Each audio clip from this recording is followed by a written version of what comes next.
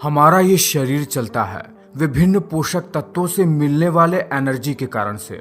अगर ऊर्जा ना रहे तो हमारा शरीर बिल्कुल काम ही नहीं करेगा। हमारे शरीर के जो 12 मुख्य तंत्र हैं वह सभी ऊर्जा पर ही चलते हैं और हमें ऊर्जा मिलती है भोजन से, भोजन के ऑक्सीकरण से।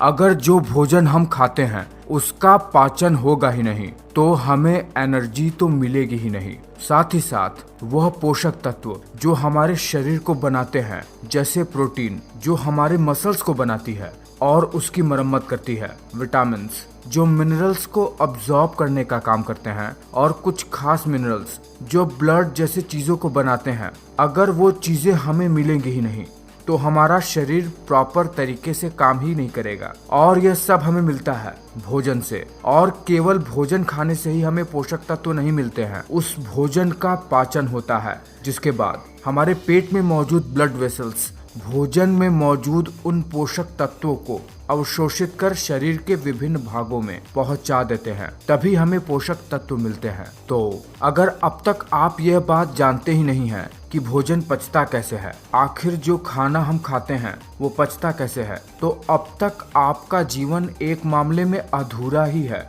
क्योंकि यह बात आपको पता ही नहीं है कि आपका शरीर चल कैसे रहा है, आखिर शरीर में ऊर्जा का संचरण होता कैसे है। तो बिना समय गवाए, बिना फालतू की बात किए हुए आपको तुरंत बताते हैं कि हमारे शरीर में भोजन पचता कैसे है। जैसे ही जब हम अपने फूड को मुंह में डालते हैं, हमारे खाने में हमारा सलाइवा मिल जाता है और दांत भोजन को कई सारे छोटे छोटे टुकड़ों में तोड़ने का काम करता है। यह सबसे महत्वपूर्ण काम होता है, क्योंकि खाना पचने के लिए यह जरूरी होता है कि भोजन को जितना हो सके उतने छोटे छोटे टुकड़ों में तोड़ दिया जाए।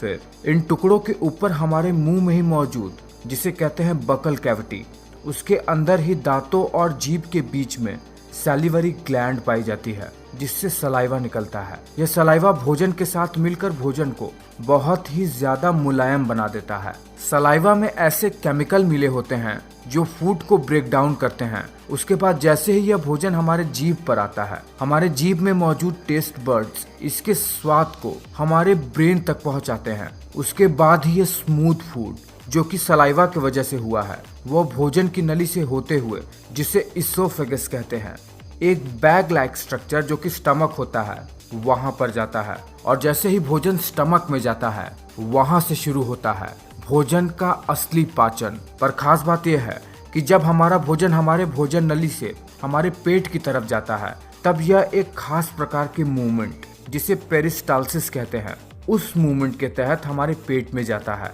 जिसमें होता यह है कि नली अपने आप को सिकोड़ती है और फैलाती है, जिसकी वजह से फूड आसानी से पेट की तरफ चला जाता है। जैसे ही भोजन स्टमक में पहुंचता है, स्टमक इस फूड को अपने इनर लाइनिंग से निकलने वाले gastric digestive juice, hydrochloric acid और म्यूकस के साथ बिल्कुल मथ देता है, यानी मिला देता है, जिसमें से मुख्यतः एंजाइम फूड में से प्रोटीन को अलग कर देते हैं। वही हाइड्रोक्लोरिक एसिड भोजन को बहुत ही छोटे छोटे टुकड़ों में बांट देता है। वही म्यूकस एक चिपचिपा पदार्थ जो कि हमारे स्टमक से ही निकलता है और फूड में जाके मिल जाता है, वो हमारे स्टमक के दीवार को स्टमक से ही निकलने वाले एसिड से बचाता है, ताकि स्टमक की दीवार डैमेज ना हो।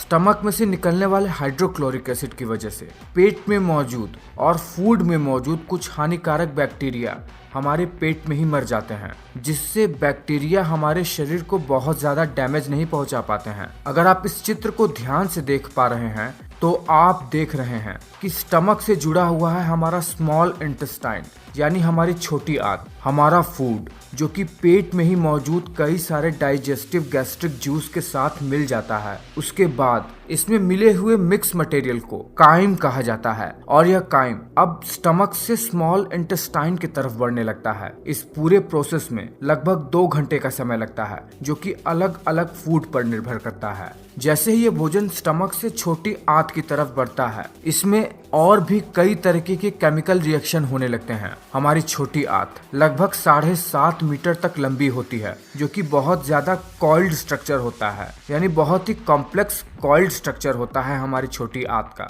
छोटी आंत भी 3 भागों में बटा रहता है। सबसे ऊपर का भाग जिसे कहते हैं डुओडेनम, उसके बाद स्मॉल इंटेस्टाइन का दूसरा भाग आता है जिसे कहते हैं जेजुनम, फिर आता है स्मॉल इंटेस्टाइन का सबसे आखिरी पार्ट इलियम।